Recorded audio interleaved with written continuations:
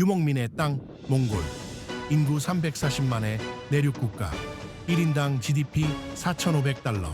세계은행은 이곳을 저개발국으로 분류했습니다. 그런데 2025년 울란바토르 거리엔 GS25가 50개, 파리바게뜨가 30개, 롯데리아가 20개에 들어섰습니다. 몽골 정부는 한국어를 제2 외국어로 지정했고 청년 10명 중 3명이 한국 드라마를 원어로 봅니다. 전문가들은 말했죠. 문화적 거리가 너무 멀다고, 경제 규모가 맞지 않는다고. 하지만 지금 몽골은 스스로를 작은 한국이라 부릅니다. 한국 기업 200곳이 진출했고 양국은 형제국 협약을 체결했습니다. 지금부터 유목의 나라가 한류의 나라가 된 충격 실화 시작합니다. 저는 바투스린입니다. 몽골 국영방송 MNB 경제부 기자죠. 15년째 이 일을 하고 있습니다. 2015년 봄, 저는 특별 취재팀에 합류했습니다. 주제는 한국 기업의 몽골 진출 실태였어요. 솔직히 처음엔 회의적이었습니다. 한국이 우리나라에 뭘 하겠어? 당시 몽골 경제는 침체기였습니다. 광물 자원 가격이 폭락했고 GDP 성장률은 2.4%까지 떨어졌죠. 러시아와 중국 사이에 낀 우리나라를 주목하는 외국은 많지 않았어요. 그런데 한국은 달랐습니다. 취재 첫날, 울란바토르 중심가 수우바타르 광장 근처를 걸었습니다. 그곳에서 놀라운 광경을 목격했어요. 세오 스트리트라는 간판이 눈에 들어왔습니다. 한글로 쓰인 거예요. 그 거리엔 한국 화장품 매장, 한국 식당, 한국 의류 가게가 줄지어 있었습니다. 언제부터 이렇게 됐지? 제 동료 나란투야가 중얼거렸습니다. 사실 우리도 몰랐어요. 언제부터인가 거리가 바뀌어 있었던 겁니다. 한 화장품 가게에 들어갔습니다. 주인은 35살 여성 사라였어요. 2012년에 이 가게를 열었습니다. 한국 화장품만 취급하죠. 그녀가 자랑스럽게 말했습니다. 처음엔 손님이 별로 없었어요. 그런데 2013년부터 달라졌습니다. 별에서 온 그대라는 드라마가 인기를 끌면서요. 드라마 때문에 제가 되묻자 사라이가 웃음에 답했습니다. 주인공이 쓰던 립스틱, 쓰던 크림 전부 다요. 손님들이 전지현이 쓰던 제품 있어요? 라고 물어봤습니다. 그날 저녁 MNB 사무실로 돌아왔습니다. 자료를 찾아봤어요. 충격적인 숫자가 나왔습니다. 2010년 한몽 교역액 1억 5천만 달러, 2015년 한몽 교역액 2억 8천만 달러, 5년 만에 87% 증가한 겁니다. 더 놀라운 건 문화교류 지표였습니다. 2015년 기준 몽골 내 한국어 학습자 4만 명, 몽골 인구 대비 한국어 학습자 비율 세계 2위. 이게 가능한 수치인가? 저는 믿기지 않았습니다. 다음 날 울란바토르 국립대학교 한국어학과를 찾았습니다. 복도가 학생들로 가득했어요. 수업 신청 대기자만 200명이 넘는다고 했습니다. 한국어학과 학과장 볼드 교수를 만났습니다. 2010년 이전엔 한국어 전공자가 한 학년에 20명 정도였습니다. 지금은 150명이에요. 7배 이상 늘었죠. 왜 이렇게 늘었습니까? 제 질문에 볼드 교수가 단호하게 답했습니다. 일자리 때문입니다. 한국 기업이 몽골에 진출하면서 한국어를 할 줄 아는 인재가 필요해졌어요. 그리고 드라마, K-팝도 한몫했죠. 실제로 취업 시장이 변하고 있었습니다. 삼성전자 몽골 지사, LG전자 울란바토르 서비스 센터, 현대건설 몽골 사무소, 한국 대기업들이 속속 진출했어요. 그들이 요구하는 조건은 하나였습니다. 한국어 가능자 우대. 저는 삼성전자 몽골 지사를 방문했습니다. 인사팀장 김민수 씨를 만났어요. 2013년 지사를 설립했습니다. 현재 직원은 45명. 그중 몽골인이 38명이에요. 채용 기준이 뭡니까? 제가 묻자 김민수 씨가 답했습니다. 한국어 능력이 가장 중요합니다. 본사와 소통해야 하니까요. 그리고 한국 문화에 대한 이해도도 봅니다. 한국 문화요? 네. 업무 방식, 회의 문화, 보고 체계 같은 거요. 한국 드라마 본 사람들이 이런 걸 더 잘 이해하더라고요. 저는 깨달았습니다. 드라마가 단순한 오락이 아니었다는 걸. 그건 하나의 문화 교과서였어요. 저녁 무렵, 바양골 지역의 한 아파트를 찾았습니다. 26살 청년 강바트를 인터뷰하기 위해서였죠. 그는 2014년 서울대학교에서 유학했고 졸업 후 현대건설 몽골 사무소에 입사했습니다. 저는 2010년에 한국 드라마를 처음 봤습니다. 시크릿 가든이었어요. 강바트가 말했습니다. 그때 생각했죠. 나도 저렇게 살고 싶다고. 깨끗한 거리, 빠른 지하철, 높은 빌딩. 전부 다 부러웠습니다. 그래서 유학을 간 겁니까? 네. 부모님을 설득했어요. 한국에 가면 미래가 있다고. 장학금을 받아서 갔습니다. 강바트의 이야기는 특별하지 않았습니다. 오히려 평범했어요. 제 주변 젊은이들 대부분이 비슷한 꿈을 꾸고 있었으니까요. 한국처럼 살고 싶다. 그게 2015년 몽골 청년들의 화두였습니다. 그날 밤, 저는 취재 노트에 이렇게 썼습니다. 몽골이 변하고 있다. 유목의 나라가 아니다. 이제는 꿈의 나라다. 한국이라는 꿈. 2017년 3월, 저는 몽골 교육문화과학부 청사 앞에 서 있었습니다. 역사적인 발표가 있을 예정이었어요. 교육문화과학부 장관 욘돈페렐이 기자회견을 연다는 소식이 들렸습니다. 주제는 외국어 교육 정책 개편이었죠. 회견장은 기자들로 가득했습니다. MNB, 몽골타임즈, 우들신문사, 이글리글 TV, 주요 언론사가 전부 모였어요. 오전 10시, 욘돈페렐 장관이 단상에 올랐습니다. 오늘 몽골 정부는 중요한 결정을 발표합니다. 장관의 목소리는 단호했습니다. 2018년부터 전국 중고등학교에서 한국어를 제2외국어 정규 과목으로 채택합니다. 순간 회견장이 술렁였어요. 옆자리 동료 에르데네가 속삭였습니다. 제2외국어라고? 러시아어도 아니고? 저도 놀랐습니다. 몽골은 70년간 소련의 영향 아래 있었어요. 러시아어는 사실상 제2언어였죠. 그런데 한국어를 선택한 겁니다. 장관이 설명을 이어갔습니다. 현재 몽골 청년 실업률은 18.3%입니다. 하지만 한국어를 구사하는 청년들의 취업률은 78%에 달합니다. 한국 기업 진출이 급증하고 있습니다. 2016년 기준 140개 기업이 몽골에서 활동 중이며 2017년엔 200개를 넘을 전망입니다. 우리 청년들에게 기회를 주기 위해 정부는 한국어 교육을 공교육에 포함시키기로 했습니다. 회견이 끝나자 기자들이 일제히 손을 들었습니다. 저도 질문권을 얻었어요. 장관님, 중국어나 영어가 아닌 한국어를 선택한 이유가 뭡니까? 욘돈페렐 장관이 잠시 생각하더니 답했습니다. 중국어와 영어도 중요합니다. 하지만 한국어는 실용성이 다릅니다. 한국 기업은 몽골 청년을 고용하고 기술을 전수하고 협력합니다. 중국은 자국 노동자를 데려오죠. 그 말에 회견장이 조용해졌습니다. 사실이었으니까요. 2016년 몽골 내 중국 기업은 500개가 넘었습니다. 하지만 몽골인 고용률은 20%에 불과했어요. 반면 한국 기업의 몽골인 고용률은 65%였습니다. 회견 후 저는 청사를 나와 거리로 향했습니다. 시민들의 반응을 듣고 싶었어요. 바얀골 지역의 한 고등학교 앞에서 학생들을 만났습니다. 17살 소녀 아리운자야가 말했습니다. 한국어 배우고 싶었어요. 학원 다니려면 돈이 드는데 이제 학교에서 배울 수 있다니 좋아요. 왜 한국어를 배우고 싶은 거예요? 제 질문에 아리운자야가 환하게 웃었습니다. BTS 콘서트 가고 싶거든요. 한국어를 응원하고 싶어요. 옆에 있던 남학생 바트볼드가 끼어들었습니다. 저는 취업 때문이에요. 형이 LG전자에 다니는데 월급이 우리 아버지보다 많아요. 아이들은 순수했습니다. 한국어는 꿈의 언어였어요. 그날 저녁 MNB 뉴스데스크에서 이 소식을 보도했습니다. 앵커 투브 신바에다 말했습니다. 몽골 정부가 한국어를 제2외국어로 지정했습니다. 이는 몽골 교육 역사상 전례 없는 결정입니다. 방송 후 시청자 게시판이 폭발했어요. 드디어 정부가 제대로 된 정책을 내놨다. 한국어 배워서 삼성 들어가고 싶다. 우리 아이 미래가 밝아졌다. 대부분 긍정적이었습니다. 하지만 반대 의견도 있었어요. 몽골어도 제대로 못 쓰는데 한국어? 문화사대주의 아닌가? 저는 이 반론을 취재하기로 했습니다. 다음 날 몽골 국립대학교 문화인류학과 바트아타르 교수를 찾았습니다. 그는 몽골 전통문화보존 운동가였어요. 저는 이 정책을 우려합니다. 바트바타르 교수가 조심스럽게 말했습니다. 한국 문화가 몽골을 잠식하고 있어요. 젊은이들은 몽골 전통음악보다 K-팝을 듣고 몽골 옷보다 한국 패션을 입습니다. 그게 나쁜 겁니까? 제가 묻자 교수가 한숨을 쉬었습니다. 나쁘다기보단 균형이 필요합니다. 우리 정체성을 잃으면 안 되니까요. 교수의 우려는 이해할 수 있었습니다. 하지만 저는 반론도 취재해야 했어요. 그날 오후 한몽경제협력센터를 방문했습니다. 센터장 최영수 씨를 만났어요. 문화사대주의라는 비판 어떻게 생각하십니까? 제 질문에 최영수 씨가 웃으며 답했습니다. 저는 그렇게 보지 않습니다. 한국도 1970년대엔 미국 문화를 받아들였어요. 청바지 입고 팝송 듣고 영어 배우고 그게 정체성을 잃는 거였나요? 그럼 뭐였습니까? 성장의 과정이었죠. 외부 문화를 받아들이되 자기 것으로 소화하는 거예요. 몽골도 마찬가지입니다. 최영수 씨의 말이 설득력 있게 들렸습니다. 실제로 숫자가 이를 뒷받침했어요.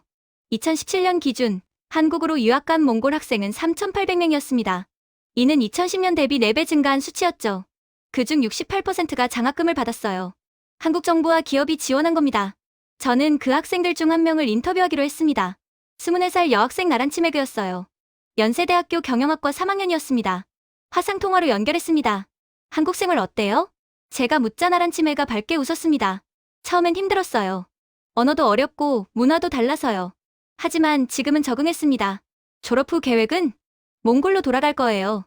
한국에서 배운 걸 우리나라에서 쓰고 싶어요. 나란치맥의 대답이 인상적이었습니다. 그녀는 한국 문화를 배우되 몽골을 버리지 않았어요. 그날 밤 저는 다시 취재 노트에 썼습니다. 정부의 결단은 도박이 아니다. 계산된 선택이다. 한국어는 단순한 언어가 아니다. 미래를 가는 통로다. 2017년 말 교육문화과학부가 추가 발표를 했습니다. 2018년부터 한국어 교사 100명을 양성합니다. 한국정부와 협력해 교재도 개발합니다. 같은 시기 한국국제협력단 KYCA 몽골의 한국어 교육센터 5개를 설립한다고 밝혔어요. 숫자로 확인됐습니다. 한국 정부의 몽골 교육 지원 예산 2017년 350만 달러.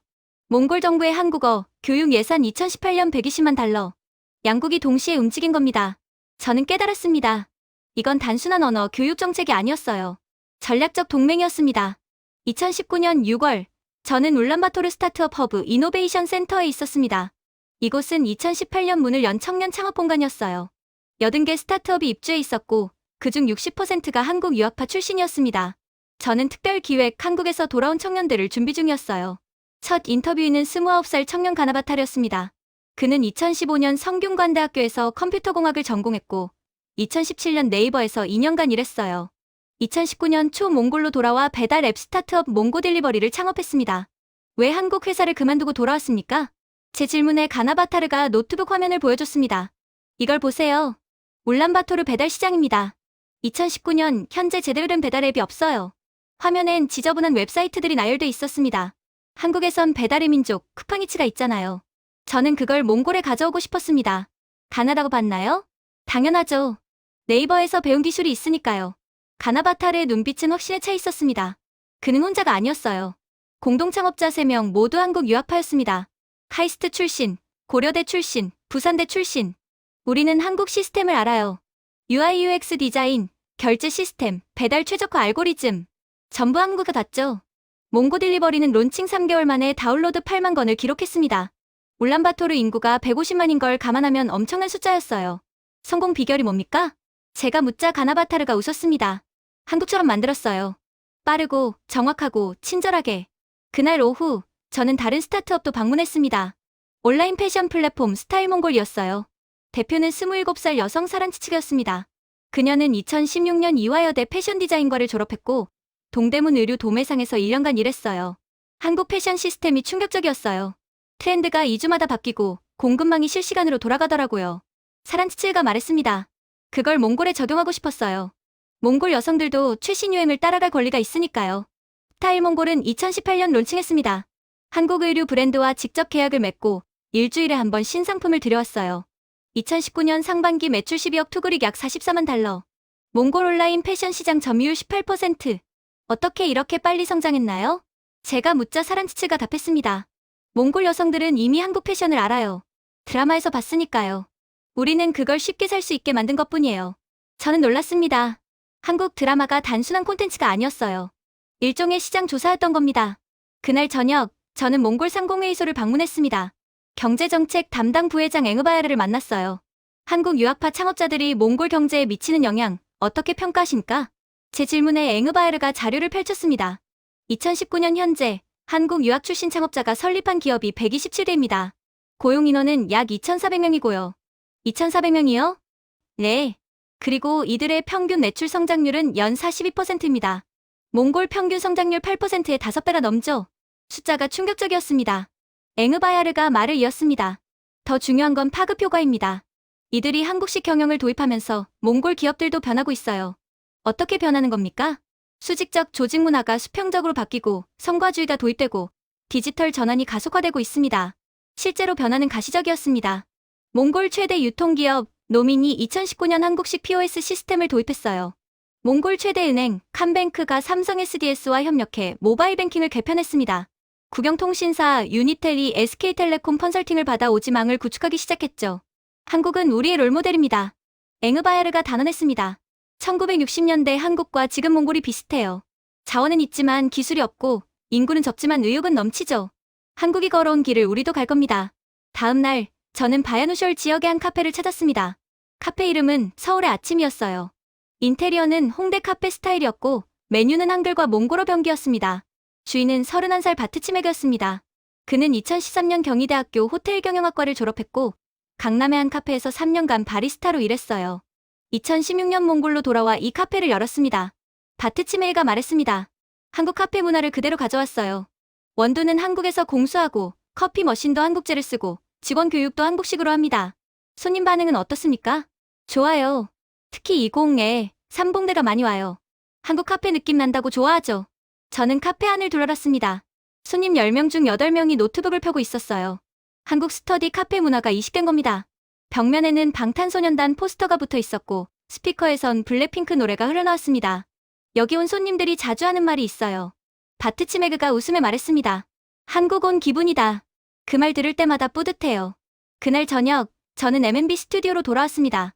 특집 다큐멘터리 한국에서 돌아온 청년들 촬영을 마무리하는 날이었어요. 나레이션을 녹음했습니다. 2019년 몽골 청년들이 한국에서 배운 것은 지식만이 아니었습니다. 시스템이었고 속도였고 혁신이었습니다. 그들은 한국을 복사하지 않았습니다. 몽골에 맞게 변형했죠. 배달 앱, 패션 플랫폼, 카페 문화, 한국식 경영이 몽골 경제를 바꾸고 있습니다.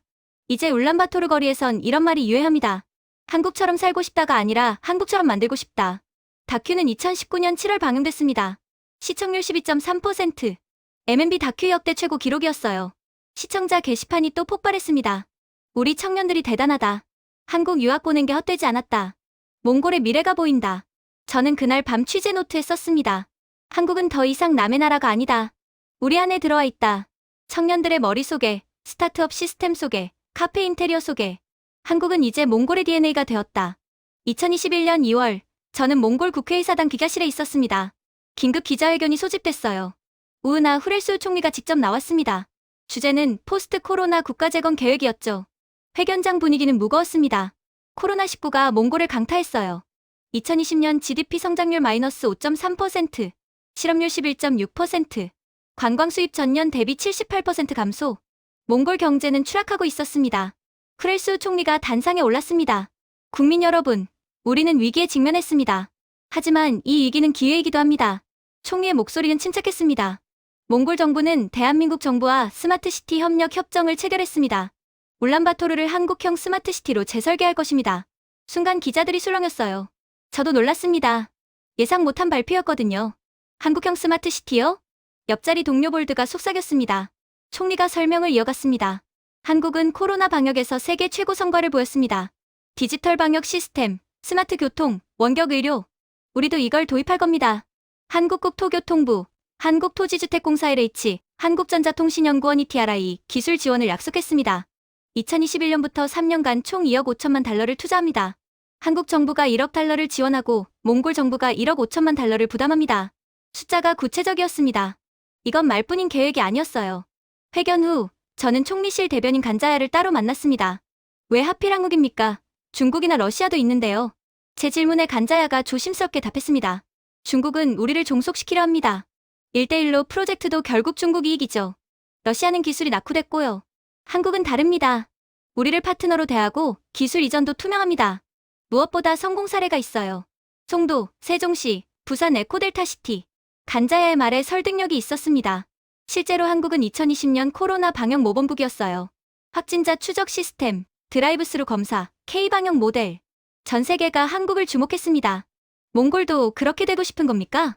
제가 묻자 간자야가 고개를 끄덕였습니다. 네. 우리는 한국의 2020년을 배우고 싶어요. 다음 날, 저는 울란바토르 시청을 찾았습니다. 도시계획국장 자르가를 인터뷰하기 위해서였죠. 스마트시티 계획, 구체적으로 뭡니까?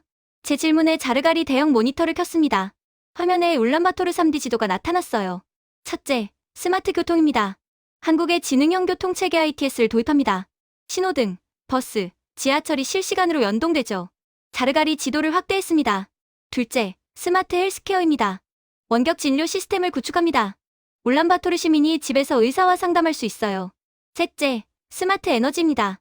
태양광 패널과 스마트 그리드로 전력 효율을 30% 높입니다. 넷째, 스마트 행정입니다.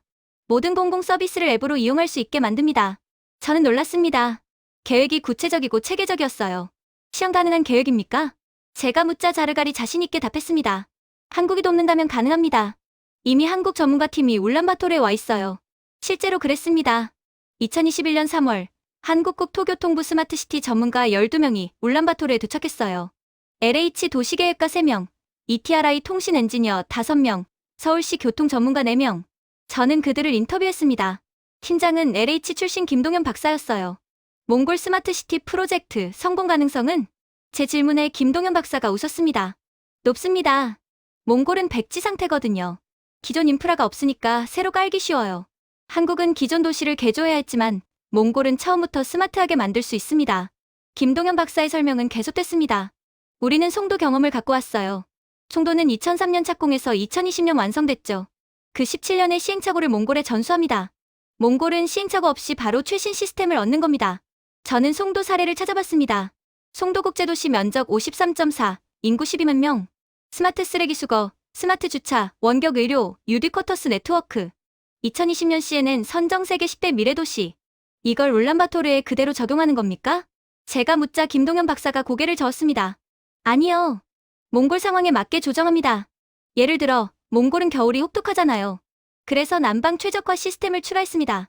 인구 밀도도 서울보다 낮으니까 대중교통 배차 알고리즘도 다르게 설계했고요. 박사의 말에서 전문성이 느껴졌습니다. 2021년 5월 첫 시범 사업이 시작됐습니다. 장소는 바얀골 지구였어요. 신호등 100개가 설치했습니다. 한국의 기업이 공급한 거였죠? 결과는 놀라웠습니다. 바얀골 지구 평균 통행시간 설치 전 42분 설치 후 28분. 교통정체 감소율 33%. 저는 현장을 취재했습니다. 택시 기사 사이안을 인터뷰했어요. 신호등이 바뀐 후 확실히 빨라졌어요. 예전엔 출퇴근 시간에 꼼짝 못했는데 이제는 술술 가요. 사이안이 만족스럽게 말했습니다. 한국 기술이 대단하더라고요. 같은 시기 스마트 헬스케어 시범 사업도 시작됐습니다. 울란바토르 제1국립병원의 원격 진료 시스템이 구축됐어요. 시스템 봉급사는 한국의 굿닥이었습니다. 병원장 에르데네바트 박사를 만났습니다. 원격 진료, 효과가 있습니까?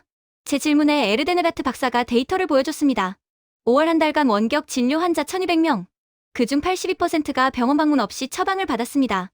코로나 시대의 완벽한 시스템이에요. 환자는 집에 있고 의사는 병원에 있죠. 감염 위험이 제로입니다. 저는 실제 원격 진료 현장을 봤습니다. 50대 여성 환자가 스마트폰으로 의사와 상담하고 있었어요. 목이 아파요. 환자가 말했습니다. 의사가 화면으로 환자 얼굴을 확인하고 몇 가지 질문을 했습니다. 5분 후 처방전이 환자 앱으로 전송됐어요. 약국에서 이걸 보여주시면 됩니다. 의사가 말했습니다. 환자는 집 근처 약국에서 약을 받았습니다. 병원에 한 번도 가지 않고요. 편해요. 예전엔 병원 가려면 반나절 걸렸는데 환자가 만족스럽게 말했습니다. 2021년 말 몽골 정부가 중간평가를 발표했습니다. 스마트시티 1차 사업 성공적. 2022년 본격 확대. 기자회견에서 후렐수 총리가 말했습니다. 한국 기술이 우리 삶을 바꾸고 있습니다. 교통이 빨라지고 의료가 편해지고 에너지가 절약됩니다. 2022년엔 울란바토르 전역으로 확대합니다. 2024년엔 지방 도시까지 확장할 겁니다. 저는 그날 밤 취재 노트에 썼습니다. 코로나는 몽골을 무너뜨리지 않았다. 오히려 기회를 줬다. 한국과 손잡고 미래로 도약하는 기회를. 2021년은 스마트 몽골의 원년이 될 것이다. 그해 가을, 저는 울란바토르 중심부 평화대로에 서 있었습니다. 역사적인 순간을 목격하기 위해서였어요. K-Culture Street 개장식이 열리는 날이었습니다. 거리 길이는 1.2km. 양옆으로 한국 관련 매장 80개가 들어섰어요. 한국 식당, 한국 카페, 한국 화장품 가게, K-pop 부츠샵, 한글 서점, 한국 패션 매장. 간판은 전부 한글과 몽골어로 병됐습니다. 오전 10시 개장식이 시작됐습니다. 후렐수 총리와 주몽골 한국 대사 이한균이 함께 참석했어요. 총리가 먼저 말했습니다. 오늘은 몽골과 한국의 문화적 동맹을 상징하는 날입니다. 이 거리는 단순한 상업 공간이 아닙니다. 우리 청년들의 꿈이 모인 곳입니다. 이어서 이한균 대사가 마이크를 잡았습니다. 15년 전만 해도 몽골과 한국은 먼 나라였습니다. 하지만 지금은 가장 가까운 형제국이 됐죠. 이 거리가 그 증거입니다. 테이프 커팅 후 군중이 거리로 쏟아져 들어왔습니다. 저는 인파를 따라 걸었어요. 첫 번째로 들어간 곳은 서울 떡볶이였습니다. 주인은 32살 청년 감볼드였어요. 그는 이태원에서 3년간 일한 경험이 있었습니다. 메뉴는 떡볶이, 순대, 튀김, 김밥입니다. 전부 한국에서 배운 거예요. 감볼드가 자랑스럽게 말했습니다. 재료도 한국산입니다. 떡은 부산에서 공수하고 고추장은 청정원 제품을 써요. 저는 떡볶이를 주문했습니다. 맛은 놀라웠어요. 이태원에서 먹던 맛 그대로였습니다. 손님 반응이 어때요? 제가 묻자 감볼드가 웃었습니다. 개장 30분 만에 떡 50인분이 동났어요. 오후엔 재료를 더 받아야 할 것 같아요. 옆 테이블에 앉은 20살 여학생 아누자야를 인터뷰했습니다. 왜 여기 왔어요? 제 질문에 아누자야가 눈을 반짝이며 답했습니다. 드라마에서 본 음식을 먹고 싶었어요. 이태원 클라스에서 박서준이 떡볶이 먹는 거 봤거든요. 맛있나요? 대박이에요. 진짜 한국 맛이에요. 안우자야는 떡볶이 사진을 찍어 인스타그램에 올렸습니다. 해시태그는 샵 K컬처거리 샵 울란바토르 서울 샵 떡볶이 맛집. 거리를 따라 더 걸었습니다. 카페 서울이라는 카페가 보였어요. 내부는 완전히 한국 스타일이었습니다. 원목 테이블, 화이트톤 벽, 네온사인 조명. 강남 카페를 그대로 옮겨놓은 것 같았어요. 카페 주인은 28살 여성 오윤이었습니다. 홍익대학교 출신이었죠. 홍대 앞 카페 감성을 그대로 가져왔어요. 인테리어 디자인도 한국 업체에 맡겼고요. 오윤이 말했습니다. 메뉴판을 봤습니다. 아메리카노, 카페라떼, 딸기라떼, 녹차라떼. 가격은 몽골 평균보다 30% 높았어요. 비싼데도 손님이 오나요? 제가 묻자 오윤이 카페 안을 가리켰습니다. 좌석 30개가 만석이었어요. 젊은 사람들은 가격보다 분위기를 중요하게 생각해요. 여기 오면 한국에 온 기분이 든다고 하더라고요. 한 손님이 카페라떼와 크로와상을 들고 셀카를 찍고 있었습니다. 배경엔 한글 네온사인이 빛나고 있었죠. 거리 중간쯤에 대형 매장이 보였습니다. 올리브영 울란바토르점이었어요. 몽골 최초의 올리브영 해외 매장이었습니다. 매장 면적은 800제곱미터. 한국 화장품 브랜드 150회가 입점해 있었어요. 이니스프리, 에뛰드하우스, 미샤, 더 페이스샵, 토니모리, 라네즈. 저는 매장 안으로 들어갔습니다. 손님들로 북적였어요. 대부분 20대 여성이었습니다. 매장 관리자 박수진 씨를 인터뷰했습니다. 개장 첫날 매출 목표가 있습니까? 제 질문에 박수진 씨가 웃었습니다. 1000만 투그릭으로 잡았는데 오전에만 이미 800만 투그릭을 넘었어요. 예상보다 반응이 뜨거워요. 어떤 제품이 인기입니까? 립스틱과 쿠션 파운데이션이요. 특히 블랙핑크 제니가 광고한 제품은 품절됐어요. 한 손님이 장바구니 가득 화장품을 담고 있었습니다. 23살 직장인 바트체체그였어요. 왜 이렇게 많이 사세요? 제가 묻자 바트체체그가 웃으며 답했습니다. 드디어 울란바토르에서 한국 화장품을 정가로 살 수 있게 됐어요. 예전엔 중국 보따리상한테 비싸게 샀는데 얼마나 비쌌는데요? 2배요. 정품인지도 의심스러웠고요. 이제는 올리브영에서 안심하고 살 수 있어요. 거리 끝자락에는 K-POP 스토어가 있었습니다. BTS, 블랙핑크, 엑소, 트와이스 굿즈를 파는 곳이었어요. 앨범, 포스터, 포토카드, 인형, 응원봉. 매장 안엔 10대 청소년들이 가득했습니다. 15살 소녀 앵으자르가를 만났습니다. BTS 팬이에요? 제가 묻자 앵으자르갈이 환하게 웃었습니다. 네, 전국 팬이에요. 포토카드 모으는 게 취미예요. 왜 BTS를 좋아해요? 춤도 잘 추고 노래도 좋고 무엇보다 꿈을 주거든요. 저도 나중에 가수가 되고 싶어요. 앵으자르갈은 BTS 응원봉을 샀습니다. 가격은 12만 투그릭. 결코 싸지 않은 금액이었어요. 하지만 그녀는 행복해 보였습니다. 저녁 무렵 개장식 행사가 끝났습니다. 총리율 수가 다시 단상에 올랐어요. 오늘 하루 K컬처 거리 방문객 32,000명. 매출 8억 투그릭. 예상을 뛰어넘는 성공입니다. 박수가 터져 나왔습니다. 이 거리는 앞으로 몽골 관광의 명소가 될 것입니다. 외국인들이 울란바토르에 오면 반드시 들르는 곳이 되겠죠. 그날 밤 몽골 주요 언론이 일제히 보도했습니다. 몽골 타임즈 울란바토르에 작은 서울이 생겼다. 이글TV K컬처 거리 개장 첫날 대박. 우드르 신문 한국 문화가 우리 삶이 되다. 저는 MNB 뉴스 스튜디오로 돌아왔습니다. 앵커 투브 신바에다 말했습니다. K컬처 거리 개장은 단순한 상업 이벤트가 아닙니다. 문화적 혁명입니다. 이제 울란바토르 시민들은 한국을 경험하는 게 아니라 살아갈 수 있게 됐습니다. 저는 그날 밤 취재 노트에 썼습니다. 1.2km 거리. 하지만 그 안에는 15년의 교류가 압축돼 있다. 드라마, 유학, 기업 기술. 모든 것이 이 거리로 모였다. 이제 몽골 청년들은 말한다. 여기는 작은 서울이라고. 개장 일주일 후 저는 몽골 국립대학교 강의실에 있었습니다. 긴급 토론회가 열렸어요. 주제는 한류와 몽골 정체성이었습니다. 강의실은 교수, 학생, 문화계 인사들로 가득 찼습니다. 150명 정도 됐어요. 토론회 사회는 문화인유학과 바트바타르 교수가 맡았습니다. K컬처 거리 개장 이후 우려의 목소리가 커지고 있습니다. 과연 우리는 몽골 문화를 지키고 있는 걸까요? 바트바타르 교수의 목소리는 무겁였습니다. 첫 발제자는 전통음악 연구가 도르지였어요. 60살의 원로였습니다. 저는 마두금을 50년간 연주했습니다. 하지만 요즘 젊은이들은 마두금이 뭔지도 몰라요. 도르지가 탄식했습니다. 거리에선 K-POP이 울려 퍼지고 라디오에선 한국 노래가 나옵니다. 몽골 전통음악은 어디로 갔습니까? 작년 국립음악원 입학생 중 전통악기 전공자는 고작 7명이었습니다. 10년 전엔 30명이었어요. 숫자가 충격적이었습니다. 두 번째 발제자는 의류 디자이너 오윤게렐이었습니다. 몽골 전통 의상 대를 아는 젊은이가 몇이나 됩니까? 이제 거리엔 한국 패션만 보입니다. 오윤게렐이 사진을 보여줬어요. K컬처 거리를 걷는 젊은이들 사진이었습니다. 모두 한국 스타일 옷을 입고 있었죠. 우리 정체성이 희석되고 있습니다. 한국 문화에 잠식당하는 거예요. 객석에서 박수가 나왔습니다. 세 번째 발제자는 몽골어학자 몰드였습니다. 더 심각한 건 언어입니다. 젊은이들이 일상에서 한국어 단어를 섞었습니다. 볼드가 예시를 들었어요. 대박, 진짜, 완전, 헐. 이런 단어들이 몽골어 문장에 그대로 들어갑니다. 심지어 한글로 문자를 보내는 청소년도 있어요. 이건 언어 침탈입니다. 객석이 술렁였습니다. 저도 동요했어요. 사실 제 조카도 그랬거든요. 토론의 분위기는 점점 격해졌습니다. 한국은 우리를 문화식민지를 만들고 있다. 한 청중이 소리쳤습니다. 그때 객석 뒤편에서 손이 올라갔습니다. 25살 청년 에르데네라트였어요. 연세대학교 유학을 마치고 돌아온 지 6개월 된 청년이었습니다. 발언해도 됩니까? 바트바타르 교수가 고개를 끄덕였습니다. 에르데네바트가 일어섰습니다. 저는 반대의 의견을 말하고 싶습니다. 객석이 조용해졌어요.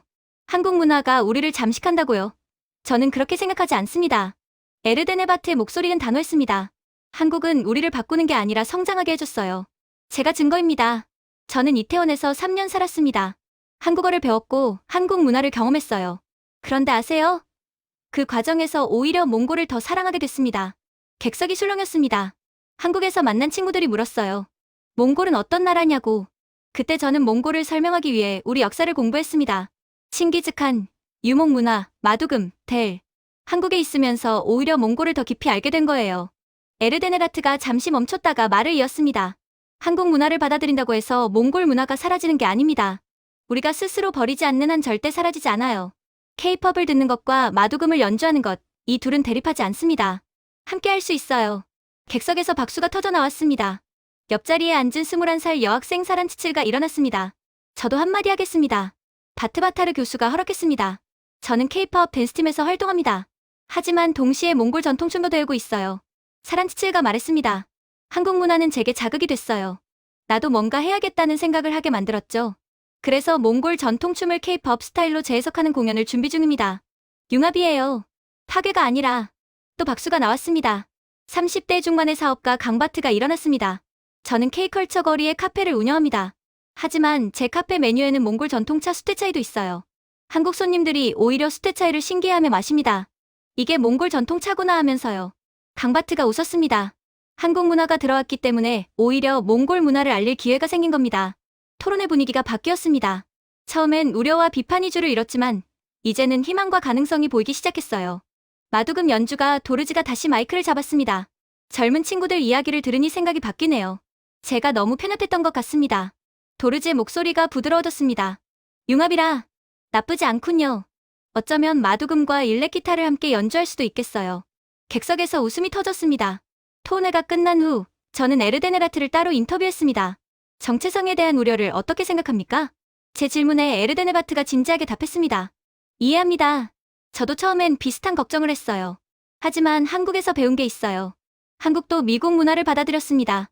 해먹어 먹고, 청바지 입고, 영어 배우고. 그런데 한국 문화가 사라졌나요? 오히려 K-팝이 나왔고, 한국 드라마가 세계를 정복했고, 한글이 과학적 문자로 인정받았어요. 외부 문화를 받아들이되 자기 것으로 소화한 겁니다. 몽골도 그렇게 할 수 있어요. 에르데네바트의 말이 설득력 있었습니다. 그날 밤, 저는 MNB 뉴스데스크에 출연했습니다. 앵커 투브 신바에라 물었습니다. 바트수랭 기자, 오늘 토론회를 취재했죠. 결론이 뭐였습니까?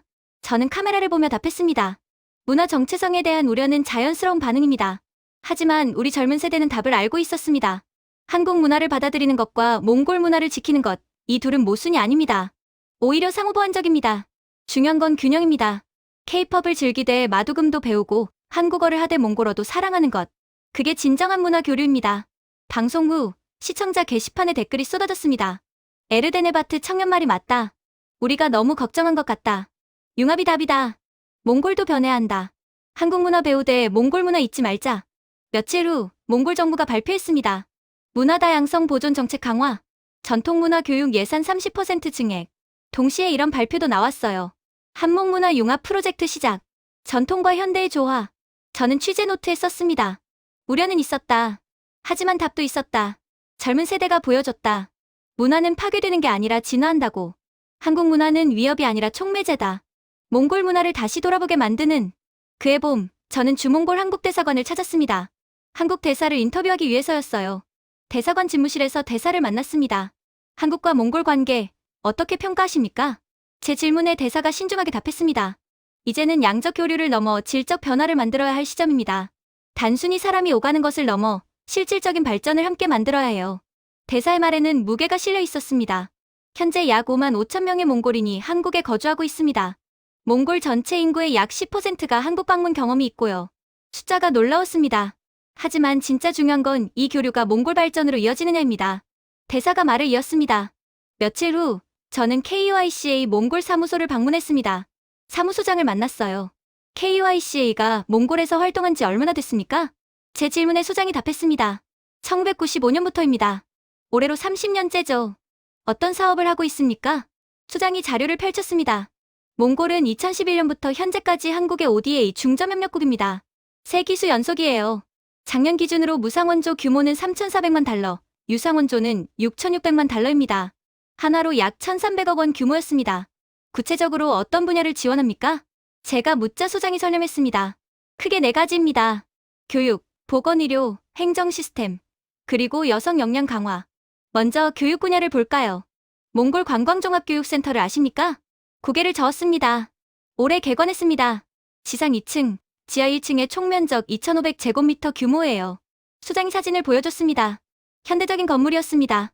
일용 강의실, 각종 실습실, 회의실, IT 기반 최신 교육 장비를 갖췄습니다. 관광 가이드, 게르호텔 숙박업 종사자 등을 교육할 겁니다. 왜 관광교육입니까? 제가 묻자 소장이 답했습니다. 몽골 정부가 2030년까지 외래객 200만 명 유치를 목표로 하고 있어요. 그런데 전문 인력이 부족합니다. 한국이 관광산업 선진국이니까 우리 경험을 나누는 거죠. 실용적인 접근이었습니다. 2028년까지 KUICA 봉사단을 파견합니다. 몽골 관광 인력 교육, 강사 역량 강화, 센터 운영 지원을 할 겁니다. 다음 날, 저는 울란바토르 제2국립병원을 찾았습니다. 병원장을 인터뷰하기 위해서였어요. 한국과 협력하고 있다고 들었습니다. 제 질문에 병원장이 고개를 끄덕였습니다. 네, 현재 병원 경영 컨설팅을 받고 있습니다. 한국 전문가들이 와서 진료 시스템, 환자 관리, 병원 운영 방식을 조언해줘요. 의료진 교육도 받습니다. 한국에서 의사들이 와서 최신 의료 기술을 가르쳐주죠. 병원장이 말을 이었습니다. 가장 큰 변화는 질병관리청 설립입니다. 질병관리청요? 네. 한국이 코로나 방역에서 보여준 질병관리청 시스템을 몽골도 도입했어요. 한국 전문가들이 와서 설립을 도왔습니다. 이건 몰랐던 사실이었습니다. 언제 설립됐습니까? 최근입니다. 아직 초기 단계지만 앞으로 몽골 공중보건의 중심이 될 겁니다. 그날 오후 저는 몽골 국회를 방문했습니다. 여성 의원 2명을 인터뷰하기로 했어요. 회의실에서 의원들을 만났습니다. 작년 총선에서 여성 의원 비율이 크게 늘었다고 들었습니다. 제 질문에 한 의원이 자랑스럽게 답했습니다. 네, 25.4%를 기록했어요. 역대 최고치입니다. 10년 전엔 17%였는데 8% 이상 늘었죠. 놀라운 변화였습니다. 어떻게 가능했습니까? 다른 의원이 설명했습니다. 2021년부터 2024년까지 KUICA와 UNDP가 함께 여성 역량 강화 사업을 했어요. 여성 후보자 교육, 선거 전략 훈련, 정치 참여 독려, 체계적으로 지원받았습니다. 그리고 선거법도 개정됐어요. 여성 할당 비율이 20%에서 30%로 올랐습니다. 첫 번째 의원이 덧붙였습니다. 2028년까지 40%로 확대할 계획입니다. 한국 국회 여성 비율이 얼마인지 아세요? 20%예요. 우리가 한국보다 높습니다. 의원이 웃으며 말했습니다. 저도 웃었습니다. 학생이 선생을 넘어선 셈이었죠. 이틀 후 저는 행정안전부 몽골 협력 담당자를 만났습니다. 화상회의로 연결했어요. 몽골 주소 시스템 현대화 사업을 추진 중이라고 들었습니다. 제 질문에 담당자가 답했습니다. 네. 몽골은 주소 체계가 제대로 구축돼 있지 않아요. 택배나 응급 서비스에 큰 문제죠. 한국의 도로명 주소 시스템을 몽골에 맞게 조정해서 도입하는 겁니다. 언제 완료됩니까? 단계적으로 진행 중입니다. 울란바토르부터 시작해서 점차 전국으로 확대할 계획이에요. 실용적인 협력이었습니다. 같은 주, 저는 국가철도공단 관계자와도 통화했습니다. 울란바토르 지하철 건설 사업을 수주했다고 들었습니다. 제 질문에 관계자가 답했습니다. 네. 한국 컨소시엄이 약 600억 원 규모로 수주했습니다. 국가철도공단, 한국철도공사, 민간 기업이 함께 참여해요. 울란바토르는 인구가 150만인데 지하철이 없어요. 교통체증이 심각하죠. 완공되면 몽골 최초의 지하철이 됩니다. 몽골 교통의 혁명이 될 거였습니다. 그날 저녁, 저는 MNB 뉴스룸으로 돌아왔습니다. 한 주간의 취재를 정리할 시간이었어요. 앵커 투부 신바에라 물었습니다. 바투스랭 기자, 한국과의 협력을 취재했죠. 어떻습니까? 저는 카메라를 보며 답했습니다. 한국과 몽골의 협력이 새로운 단계로 접어들었습니다. 2021년 양국은 전략적 동반자 관계를 맺었습니다. 이는 단순한 외교적 수사가 아닙니다. 관광교육센터가 생기고 질병관리청이 설립되고 여성 의원이 늘고 지하철이 건설되고 있습니다. 숫자로 보면 더 명확합니다. 매년 1억 달러가 넘는 ODA가 몽골로 들어옵니다. 하지만 더 중요한 건 방향입니다. 한국은 물고기를 주지 않고 낚시하는 법을 가르쳐요. 관광센터는 단순히 건물이 아닙니다. 몽골 스스로 관광산업을 키울 수 있게 만드는 거죠. 질병관리청도 마찬가지입니다. 앞으로 몽골이 자체적으로 공중보건 위기에 대응할 수 있게 되는 겁니다. 방송 후 시청자 게시판에 댓글이 올라왔습니다. 드디어 제대로 된 협력이 시작됐다. 한국은 진짜 파트너다. 우리 아이들이 더 나은 몽골에서 살 수 있겠다. 대부분 긍정적이었습니다. 다음 날 저는 한몽 EPA 협상 관계자를 인터뷰했습니다. EPA 협상이 어떻게 진행되고 있습니까? 관계자가 답했습니다. 2023년 12월 1차 협상을 시작했습니다. 2024년 5월 2차, 9월 3차까지 진행됐어요. 올해 11월 4차 협상이 서울에서 열릴 예정입니다. 체결되면 어떤 효과가 있습니까? 양국 교역이 크게 늘어날 겁니다. 관세 장벽이 낮아지니까요. 특히 몽골의 히토류, 텅스텐, 원유 같은 핵심 자원을 한국이 안정적으로 확보할 수 있습니다.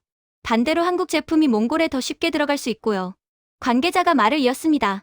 2012년에 한몽 교역액이 역대 최고인 4억 8천만 달러를 기록했었어요. EPA 체결되면 그 기록을 넘을 겁니다. 그날 밤 저는 취재 노트에 썼습니다. 한국과 몽골의 관계는 이제 형제라는 말로 표현된다. 공식 명칭은 전략적 동반자지만 현장에선 형제다. 형제는 일방적으로 주는 관계가 아니다. 함께 성장하는 관계다. 한국은 30년 전 몽골에 왔다. 처음엔 작은 지원이었다. 하지만 지금은 몽골 사회 곳곳에 한국의 손길이 닿아 있다. 관광센터, 질병관리청, 지하철, 주소 시스템. 이 모든 게 함께 만든 결과물이다. 앞으로도 계속될 것이다. EPA가 체결되고 더 많은 협력 사업이 생길 것이다. 몽골은 더 이상 한국의 수혜국이 아니다. 파트너이자 형제다. 그해 가을, 저는 몽골 국립대학교 강당에 있었습니다. 특별 세미나가 열렸어요. 주제는 한몽관계 35년, 그리고 미래였습니다. 강당은 학생, 교수, 정부 관계자로 가득 찼습니다. 500명 정도 됐어요. 첫 연사는 경제학과 교수였습니다. 한국과 몽골이 수교한 게 1990년입니다. 35년이 흘렀죠. 교수가 그래프를 보여줬습니다. 1990년 한몽 교역액은 거의 제로에 가까웠습니다. 하지만 2012년엔 4억 8천만 달러를 기록했어요. 지금은 다시 줄었지만 EPA 체결되면 다시 증가할 겁니다. 교수가 말을 이었습니다.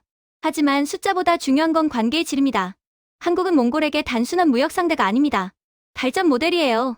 두 번째 연사는 사회학과 교수였습니다. 몽골 젊은이들에게 물어봤습니다. 가장 가고 싶은 나라가 어디냐고. 교수가 설문조사 결과를 보여줬습니다. 1, 2가 한국이었습니다. 2, 2가 미국, 3, 2가 일본. 이유를 물었더니 한국에 가면 기회가 있다는 답이 가장 많았어요. 한국은 몽골 젊은이들에게 희망의 나라입니다. 세 번째 연사는 정부 관계자였습니다. 현재 5만 5천 명의 몽골인이 한국에 거주하고 있습니다. 이는 몽골 인구의 약 1.6%에 해당해요. 그중 상당수가 유학생과 근로자입니다. 그들은 한국에서 배우고, 벌고 돌아옵니다. 귀국 후 창업하거나 한국 기업에 취업합니다. 한몽교류의 가교 역할을 하죠. 관계자가 말을 이었습니다. 정부는 이들을 적극 지원하고 있습니다. 한국 경험자 네트워크를 만들어서 정보를 공유하고 협력하게 만들고 있어요. 네 번째 연사는 청년 창업가였습니다. 30대 초반으로 보이는 남성이었어요. 저는 2015년 서울에서 유학했습니다. 컴퓨터공학을 전공했어요. 졸업 후 한국 IT 기업에서 3년 일했습니다. 그리고 몽골로 돌아와 스타트업을 차렸죠. 지금 직원이 50명입니다. 몽골 최초의 핀테크 기업이에요. 청년이 자신 있게 말했습니다. 한국에서 배운 게 많습니다. 기술도 배웠지만 더 중요한 건 할 수 있다는 마인드였어요. 한국은 60년 전만 해도 가난한 나라였잖아요. 그런데 지금은 세계 10위권 경제대국이죠. 몽골도 할 수 있습니다. 한국이 보여줬으니까요. 객석에서 박수가 터져 나왔습니다. 세미나가 끝난 후 저는 청년 창업가를 따로 인터뷰했습니다. 한국을 롤모델로 삼는 이유가 뭡니까? 제 질문에 청년이 답했습니다. 거리가 가깝기 때문입니다. 미국이나 유럽은 너무 멀어요. 역사도 다르고 문화도 달라요. 하지만 한국은 아시아 국가입니다. 우리와 비슷한 점이 많아요. 한국도 식민지 경험이 있고 전쟁을 겪었고 가난했습니다. 그런데 일어섰죠. 그 경로를 몽골도 따라갈 수 있어요. 청년의 눈빛이 확신에 차 있었습니다. 다음 날 저는 한국문화체육관광부 관계자와 화상 인터뷰를 했습니다. 한국 정부가 몽골을 어떻게 보고 있습니까? 제 질문에 관계자가 답했습니다. 전략적으로 매우 중요한 파트너입니다. 지정학적으로도 자원 측면에서도 문화적으로도 그래요. 몽골은 러시아와 중국 사이에 있습니다. 한국에겐 제3의 이웃이 필요한데 몽골이 그 역할을 할 수 있어요. 자원도 풍부합니다. 키토류, 구리, 석탄, 금. 한국이 필요로 하는 게 많아요. 그리고 문화적으로 친한 국가입니다. 할 일 덕분이죠. 관계자가 말을 이었습니다. 앞으로도 협력을 확대할 겁니다. 특히 신재생에너지 분야에 주목하고 있어요. 신재생에너지요? 네. 몽골은 태양광과 풍력 자원이 엄청납니다. 국토가 넓고 일조량이 많으니까요. 한국 기업들이 몽골에 태양광 발전소를 짓고 풍력 단지를 만들 수 있어요. 장기적으론 몽골이 동부가 에너지 허브가 될 수 있습니다. 미래 청사진이 그려졌습니다. 그날 오후, 저는 울란바토르 외곽 초원을 찾았습니다. 한국 NGO 푸르나시아의 나무 심기 현장을 취재하기 위해서였어요. 현장에는 한국인 활동가와 몽골 주민들이 함께 일하고 있었습니다. 여기서 뭘 하고 있습니까? 제가 묻자 한 활동가 답했습니다. 사막화 방지 사업입니다. 몽골 국토의 76.9%가 사막화 영향을 받고 있어요. 나무를 심어서 사막이 더 확대되는 걸 막는 겁니다. 활동가가 설명을 이었습니다. 몽골 정부가 10억 그루 나무 심기 캠페인을 하고 있어요. 한국 NGO들이 이걸 돕고 있습니다. 나무만 심습니까? 아니요. 주민들에게 환경교육도 하고 대체 에너지 사용법도 가르쳐요. 게르에서 쓰는 석탄 난방을 태양광 패널로 바꾸는 시범 사업도 하고 있습니다. 실용적인 접근이었습니다. 저녁 무렵, 저는 울란바토르로 돌아왔습니다. MNB 스튜디오에서 특집 다큐 마지막 회를 녹화할 시간이었어요. 제목은 한국과 몽골 35년의 여정, 그리고 미래였습니다. 나레이션을 시작했습니다. 1990년 3월, 한국과 몽골이 손을 잡았습니다. 그때 누가 알았겠습니까? 35년 후 이렇게 가까워질 줄. 한국은 몽골에게 무엇을 줬을까요? 화면에 영상이 흐릅니다. GS25 이마트, 한국 드라마를 보는 몽골 청년들. 편의점과 드라마만 준 게 아닙니다. 화면이 바뀝니다. 관광교육센터, 질병관리청, 여성의원들. 시스템을 줬습니다. 교육을, 의료를, 행정을, 기회를 줬습니다. 하지만 가장 중요한 건 이겁니다. 화면에 창업가, 유학생, 근로자들이 나타납니다. 꿈을 줬습니다. 우리도 할 수 있다는 꿈을요. 600년 전 몽골은 말 위의 제국이었습니다. 칭기즈칸이 세계를 정복했죠. 하지만 지금 몽골은 새로운 제국을 꿈꿉니다. 지식의 제국을요. IT, 핀테크, 신재생에너지. 몽골 청년들이 새로운 분야에 도전하고 있습니다. 그 옆에 한국이 있습니다. 형처럼, 선생님처럼, 파트너처럼. 앞으로도 그럴 겁니다. 화면에 EPA 협상 장면, 지하철 건설 현장, 태양광 패널이 나타납니다. EPA가 체결되고, 지하철이 완공되고, 신재생에너지가 확대될 겁니다. 몽골은 변할 겁니다. 더 빠르게, 더 강하게. 그리고 한국도 변할 겁니다. 몽골의 자원과 시장이 한국을 더 풍요롭게 만들 거예요. 이게 진짜 동반자 관계입니다. 한쪽만 주는 게 아니라 함께 성장하는 거죠. 마지막 장면입니다. 울란바토르 야경. 네온사인이 빛나고 거리엔 사람들이 걷습니다. 한글 간판이 곳곳에 보입니다. 유목의 나라 몽골. 이제는 지식의 나라로 가고 있습니다. 그 길에 한국이 함께합니다. 형제로서. 다큐가 방영됐습니다. 시청률 18%. MNB 역대 최고 기록이었어요. 시청자 게시판이 댓글로 폭발했습니다. 물었습니다. 우리나라가 자랑스러워요. 한국, 고맙습니다. 진짜 형제 같아요. 우리 아이도 한국 유학 보낼 겁니다. 30년 후엔 몽골도 선진국 될 거예요. 대부분 긍정적이었습니다. 다음 날, 저는 마지막 취재 노트를 썼습니다. 한국과 몽골의 이야기는 끝나지 않았다. 아니, 이제 시작이다. 35년은 서막이었다. 진짜 이야기는 지금부터다. 몽골은 더 이상 유목의 나라가 아니다.